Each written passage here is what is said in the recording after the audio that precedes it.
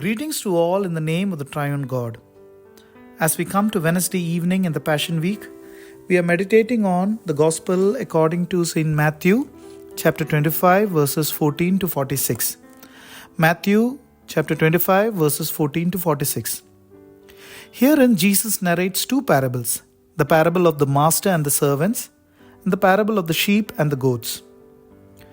Through these two parables, Jesus is telling us about the essential ways in which we prepare for His coming. So, I would like to give the title for today's message as Living Prepared for Christ's Coming. Living Prepared for Christ's Coming. I would like to share two thoughts on this theme. Number one, being accountable. In the first parable, we see a master who goes on a journey after entrusting his 3 servants with 5, 3 and 1 bag or talent of gold respectively. We also see that the master had given them full trust, freedom and responsibility.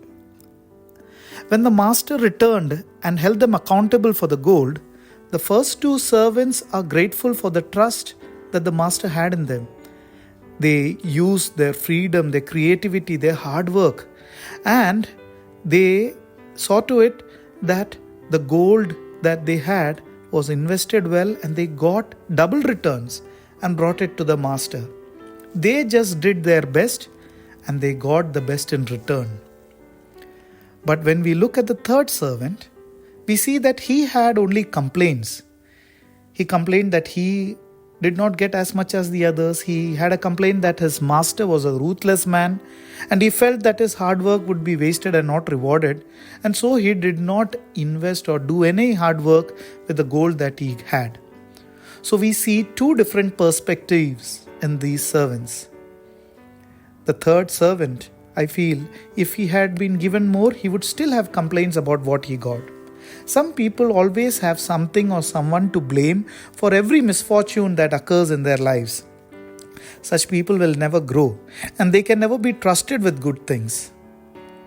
The master calls his good servants and calls them faithful servants and invites them to share in his joy and gives them bigger blessings, bigger responsibilities.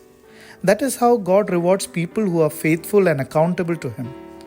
God rewards them with the invitation to join in the joy of God.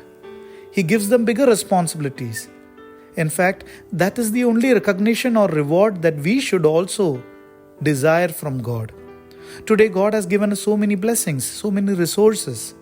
Our family, our money, our health, time, positions, influence, our relationships. Along with that, we have to understand that He has given us so much of freedom and creativity and ability to do hard work with it. So what are we supposed to do with the blessings and resources that God has given in our lives? We have to recognize it. We have to utilize it. We have to take care of it. We have to multiply it. And we have to return it back to God. We have to give it back to God. When we give our blessings into God's hands, God will make us joyful by asking us to join in His joy. He will call us good and faithful servants and He will give us bigger responsibilities.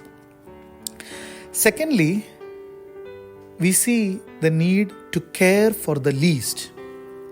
In the parable of the sheep and the goats, Jesus shows 2 different kinds of people. The first kind are the people who cared for the least, and the second kind are people who did not care.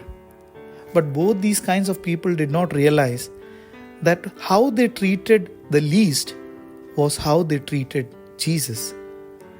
They did not recognize Jesus in the least and in the poor.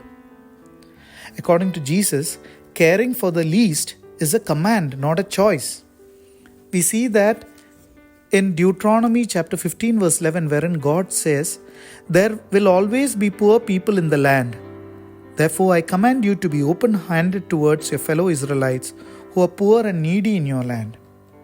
So God says that we cannot make excuses for not caring for the poor and the needy. We have to be accountable by taking care of them. And God will definitely reward us for taking care of the poor and the needy. So let me summarize. Based on the theme, living prepared for Christ's coming, I share two thoughts with you. Number one, being accountable. And number two, caring for the least. As we journey with Christ and meditate on His cross, let us live prepared for His coming. Let us be accountable with all the resources that God has given into our hands, and let us use them for caring for the least and for the poor. May God bless us with these words.